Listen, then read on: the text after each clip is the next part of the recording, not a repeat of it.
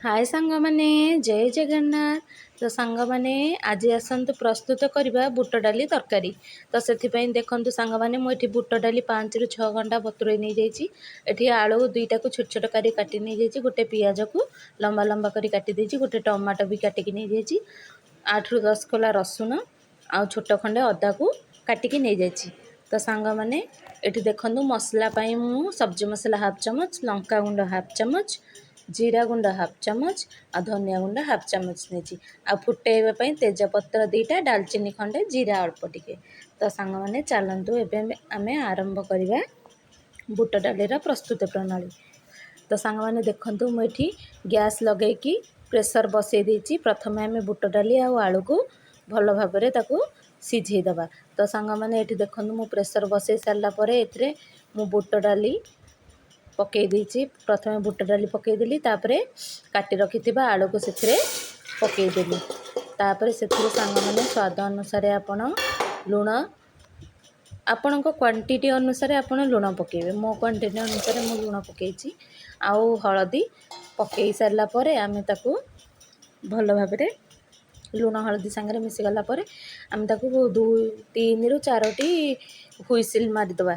माने छाड़दबा 3 ରୁ 4 हुइसिल जमती आसो। तापर ताकू भितरे भितरे से सिझी जाइथिबो। देख हुइसिल सारा पर आम गैस बंद करदे। एबे ताकू रखीदबा सेपट साइड्रे, ता भितर से सिझी जाइथिबो। तो सांग माने एठी देखंतु मु कड़ाई बसई देछि। एठी कड़ाई 3 ରୁ 4 चामच तेल नहीं जाइछि। तो सांग माने एबे मोर तेल गरम हो गलानी। एबे सेतरे आमे रखिथिबा गरम मसला को तेजपत्र, डालचीनी और जीरा को पकाई बघार दबा। तापर सांग माने एठी काटी रखिथिबा पियाज को आमे पकाई दबा। तो सांग माने पियाज को पकाई सारा पर ताकू आमे भाजीबा। पियाजटा टिके सांग माने भल भाव में भाजी हो जाऊ। एपटे मु अदा रसुण जो रखी ताकू भल भाव में एपटे टिके छेची दौची। तो सांग माने मु एपटे अदा रसुण छेची सारे। एपटे मोर पियाज भाजी होची। तो एबे अदा रसुण छेचा को आमे सेथिरे पकाई दबा। तो सांग माने देखंतु मु पकाई सारे अदा रसुण छेचा। अदा रसुण छेचा पकाई सारा पर आमे ताकू आउ टिके भल भाव में एपट सेपट करके कषिदबा, जेमती पियाज और अदा रसुण पूरा पाचिଯିବ। तो टिके कंचा कंचा रहिले सांग माने मसलिया मसलिया लगे से आम टिके भलरे ताकू भाजीबा। तो सांग माने एठी देखंतु मोर पूरा भाजी हो गलानी अदा रसुण आउ पियाज।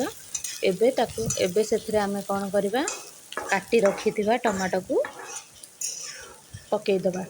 तो सांग माने एठी देखंतु मु टमाटो पकई देली। टमाटो पकई सारा पर ताकू एपट सपट करी 5 मिनिट आमे ताकू सिझिबा पई छाड़ी दबा।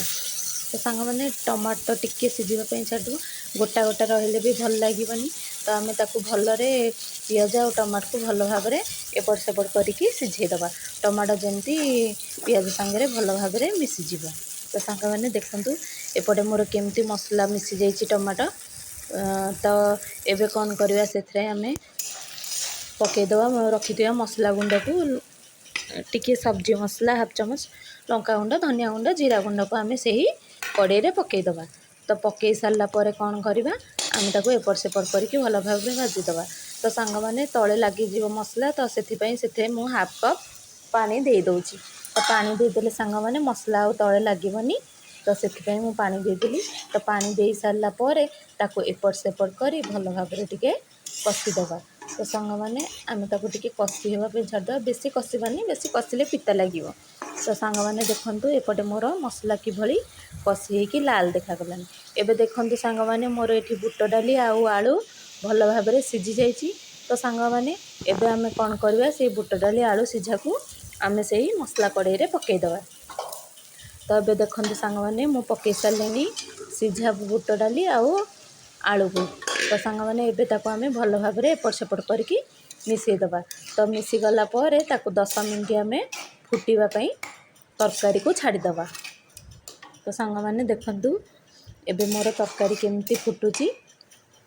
तो सांग माने एबे मोर प्रस्तुत हो गला बुट डाली आलू तरकारी। तो सांग माने एभली नुआ नुआ रेसिपी देखिबा पई आपण मो चैनल को लाइक, शेयर आउ सब्सक्राइब निश्चित करेंगे, जहाँ फल कि आपण मोर नुआ नुआ वीडियो सब देखि पारिबे। तो रहिली सांग माने जय जगन्नाथ।